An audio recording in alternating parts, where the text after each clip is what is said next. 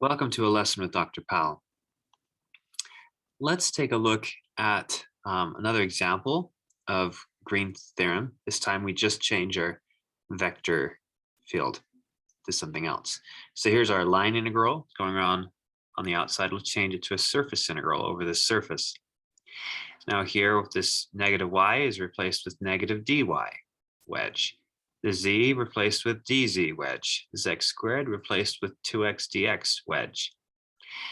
So then what we have to do is change each one of these into a dx dy.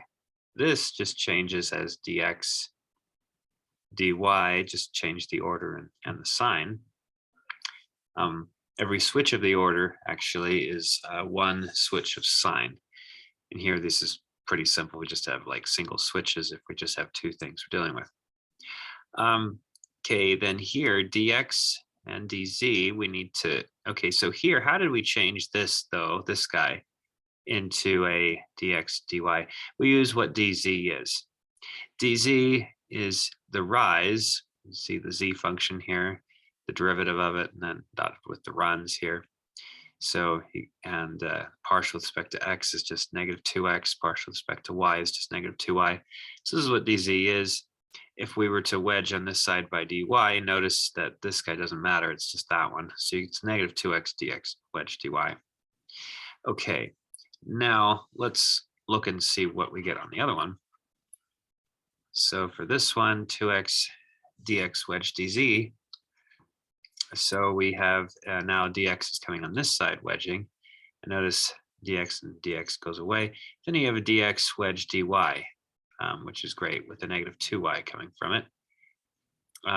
So we end up getting 2x, but then in the wedging process, we end up getting a minus 2y. Let's see, hold on. We end up getting a minus 2y dx dy. Okay, because it wedges through, the dx comes over here. Dy, and you end up getting that. Okay, this is good. So this is kind of what we have, what we're after. We can put this together. This ends up being a 1 minus 2x, and then minus of 4xy.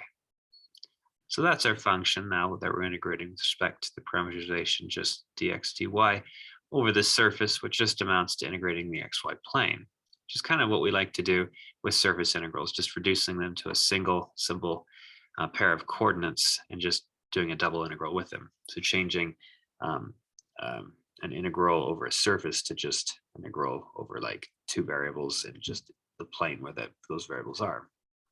So we have this, and we have this double integral over this region. Let's change it to polar coordinates. So doing so gives us r dr d theta. And then we end up getting, and then we end up getting the whole bit here, which is 1 minus 2r cosine theta and minus 4, and that's 4r squared cosine theta. Let's just erase this, put this over here. Okay, for r squared cosine theta sine theta, and that is all times r dr d theta. And okay, so that's what we have as r goes from 0 to 2 and theta goes from 0 to 2 pi. Okay, so we kind of get this as a double integral now. This r can may as well just multiply it in to make that an r squared, and an r cubed, and we can erase that r because we multiplied it in. So integrating with respect to r, this becomes r squared over 2, and from 0 to 2 just becomes a 2 itself. So from that term, you just end up getting a 2. From this one, you get an r cubed over 3, which would be so 2r cubed over 3, and you're going from 0 to 2, so you end up getting what, 16 thirds. So minus 16/3 with the cosine still on there. Okay. Then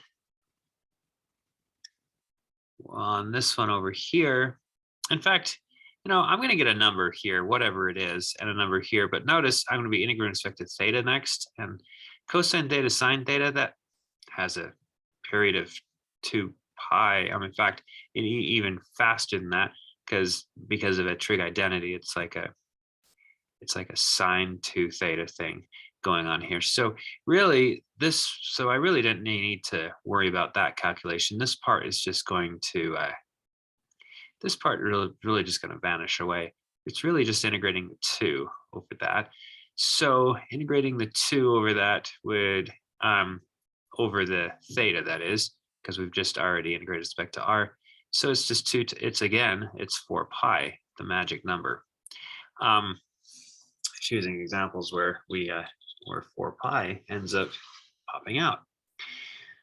So we were able to compute this line integral right here by changing it to a surface integral over this, and we did that surface integral, and we ended up getting this. Now, it really doesn't matter which surface we use. We should always get the exact same thing for this line integral and for that surface integral. In that particular, if we